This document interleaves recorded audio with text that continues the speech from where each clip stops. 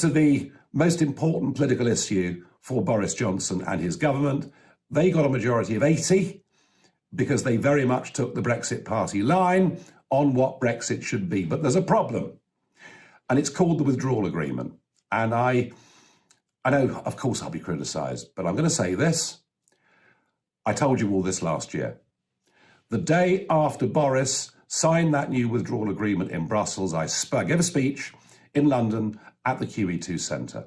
All of my colleagues in the Brexit party supported me 100% in what I said that night. I pointed out, firstly, that this wasn't just a deal, it was a new European treaty. Barnier was going around Brussels with the agreement wrapped up in a leather folder, holding it up and saying, this is a new EU treaty. So, I didn't campaign for 25 years to leave the European treaties to sign up to a new one. But that is what Boris did. Yes, the backstop went, and the backstop was replaced by Northern Ireland literally being cast off, being put into a separate constitutional place.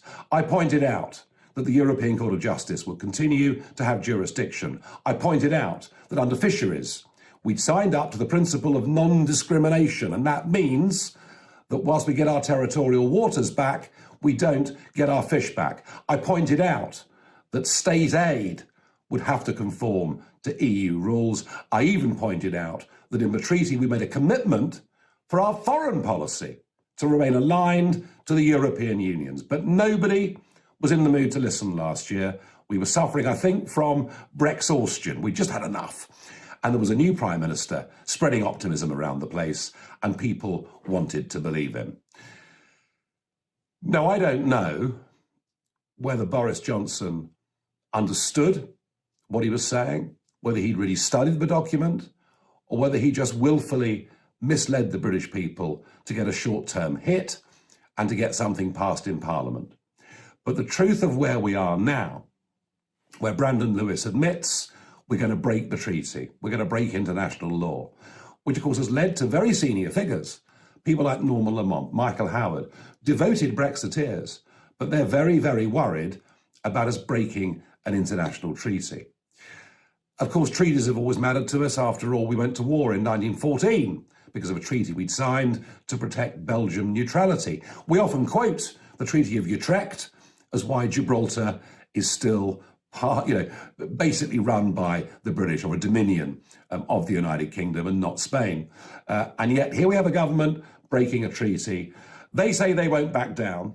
The European Union say that they will not change the treaty.